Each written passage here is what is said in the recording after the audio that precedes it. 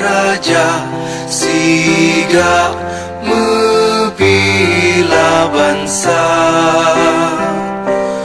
Mulia nanggro mulia dum syuhada, metuah bijeh Aceh mulia.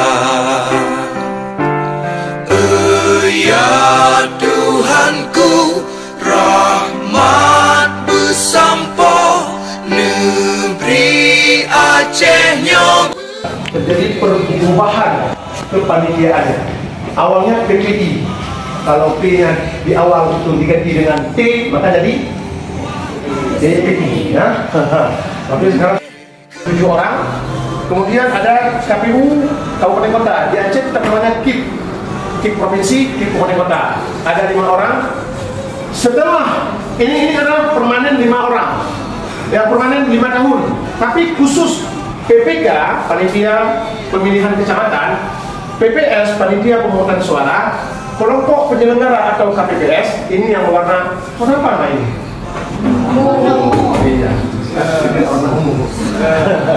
Yang warna ungu ini disebut dengan badan ad hoc. Apa?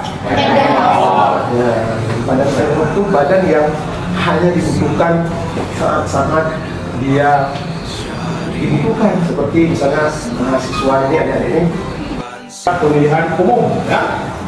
Lembaga pemilihan umum ini terakhir berubah menjadi KPU. Ini yang telah ada dalam konstitusi kita adalah KPU hingga dengan sekarang.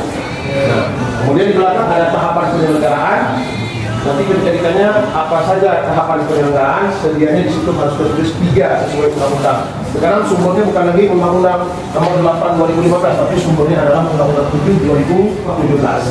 Dia ada masa persiapan, ada tahapan penyelenggaraan, dan ada satu lagi penyelesaian. Tahapan penyelenggaraan pemilu ini yang perlu diingat.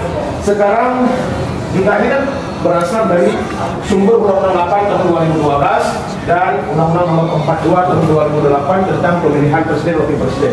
Seiring dengan waktu, pemilihan anggota DPR, DPD dan DPRD, kemudian pemilihan presiden dan wakil presiden, karena dulu terlalu banyak undang-undang yang harus dibolak-balik, harus menjadi pegangan para pihak, sehingga dikombinasikan menjadi satu undang-undang. Penyelenggara pemilihan presiden, pemilihan DPR dalam undang-undang yang terbaru, yaitu undang-undang